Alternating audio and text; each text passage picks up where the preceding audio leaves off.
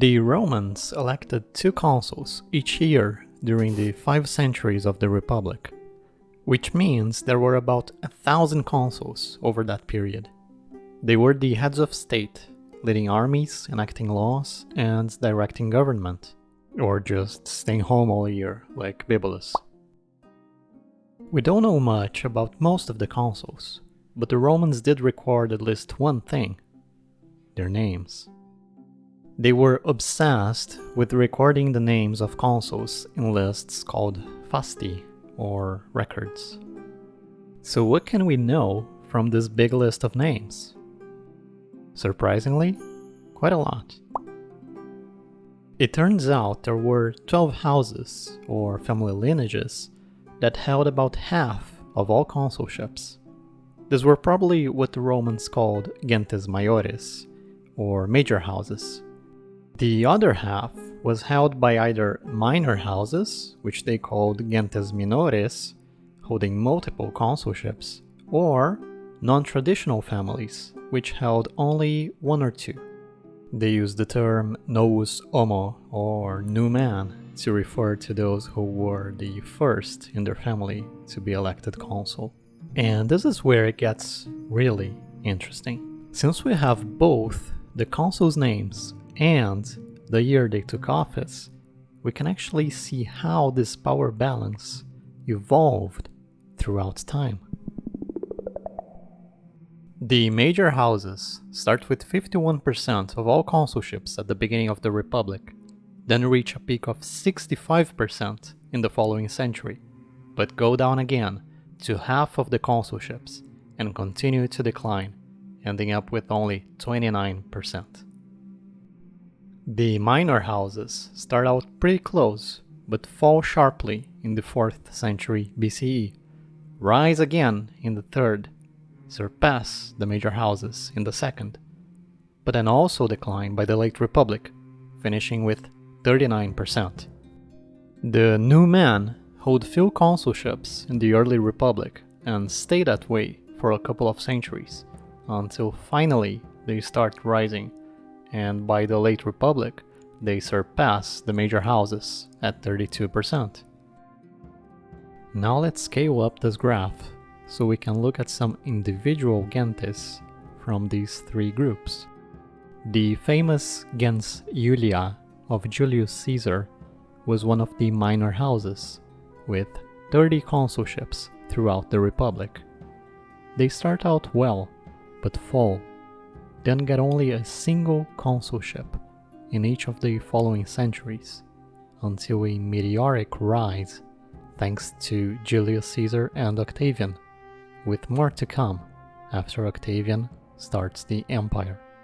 The most successful gens, the Cornelii, start out with 4% of all consulships, get up to 9%, then about 10%, keep rising, and end up with 11%. Despite being a major house, they do not decline.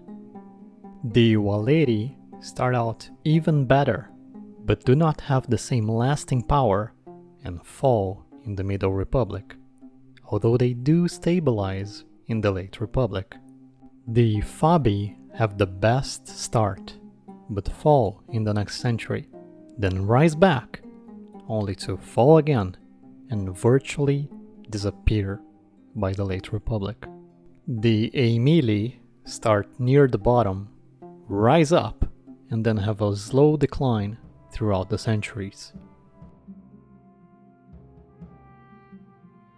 The Furi start near the top, stay there, but then sharply fall in the Middle Republic, do not recover, and completely disappear by the Late Republic.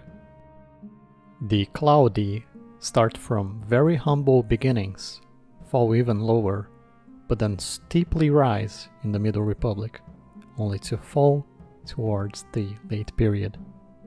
Now let's look at a few minor houses. The Iuni of Marcus Junius Brutus, one of the murderers of Caesar, start slow, have their peak in the Middle Republic, and then slowly fall in the next centuries. The Attili have a similar trajectory, reaching an even greater peak in the 3rd century, but then fall into oblivion. The Licini rise from nothing, but actually fall in the 3rd century, only to rise pretty high at the end.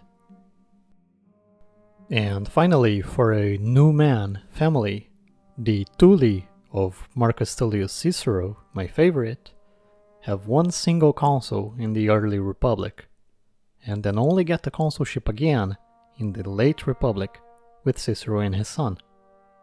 Even though the first imperial dynasty that ruled after the Republic was the Julio-Claudian dynasty, the real winners of the Republican game were the Cornelii, who rose to the top and just stayed there. However, in the big picture, no Gens held that much power. Even the mighty Cornelii, the only family to elect over 100 consuls, had at best only 11% of the consulships in any given century. In other words, power was shared, although the share that each family got changed dramatically throughout the Republic. Hi, I'm Lucas and I made this video. If you love Roman history as much as I do, you might want to check out my game, Historia Realis. It's a simulation game where you get to be a Roman and run for the consulship, or kill your rivals, or do some acting, who knows? It's your history.